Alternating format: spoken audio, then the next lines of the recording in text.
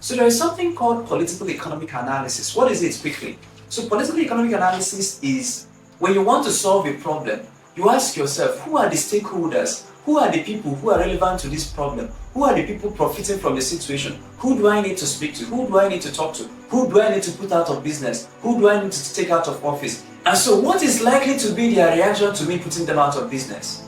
Although what they call business is feasting on the people, but how will they react to that? That's your political economic analysis. So the people who are profiting from the problem you are trying to solve, how will they react to the change that you are trying to inspire? And what are they willing to sacrifice to retain the advantages they have? Are they willing to kill? Are they willing to fight? How far are they willing to go to retain their advantages? And so I want you, before you set out on your journey, whatever it is that you want to achieve, ask yourself, how many people will your vision dethrone? Because like Jesus Christ says, He's coming to tear down and to build up. There are people that has to be torn down.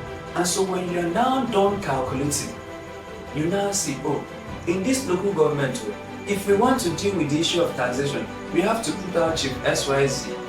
It has to affect the finances of Mr. Okoro. It has to affect the finances of this person. Therefore, this cartel, we are going to put them out of business to sort out the IGR of this local government. It's after you have done this calculation that you begin to call it power. So what is power? I'm not going to define power for you, but I'm going to ask you questions that will help you to arrive at your own definition. What can you do?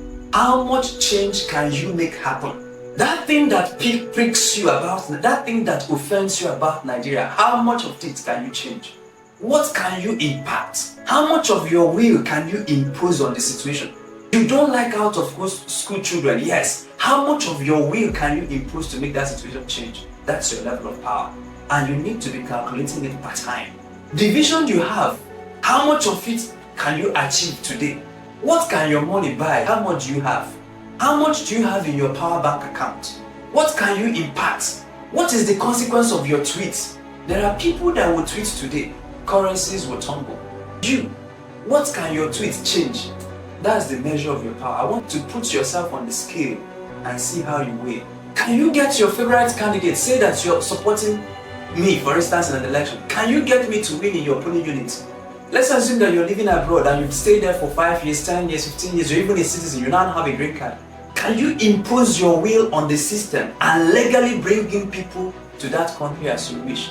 What can you do as you wish? Can you do something?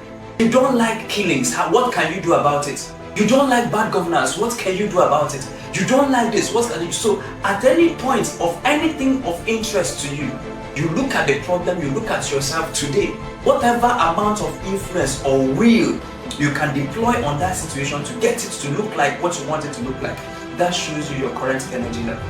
And for most of us, it is low.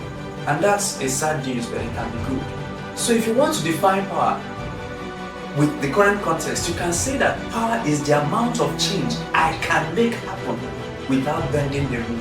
The amount of change you can make happen without bending the rule is your power quotient. On education, the amount of influence you can deploy. If you're talking about winning and ending bad governance, the amount of influence you can deploy. So what can your tweets do? Can it change the law of your country? Can you affect the law of your city? Can you affect the law of your state? Can you even impact this law in your kindred? Even in your family meeting, is your word law there? How much do you have in your power bank account? If you don't have power, being good is not enough. Although you have good intentions towards the education sector, although you have a PhD on this problem, but you don't have power, so touts will be running the system. You look back at the kind of people we have in Nigeria and you look back at the people who are in positions of responsibility, you will see that those of us who speak to each other don't have power. And this is not to insult us, this is to tell us that we need to get power, and we will discuss how to grow in power.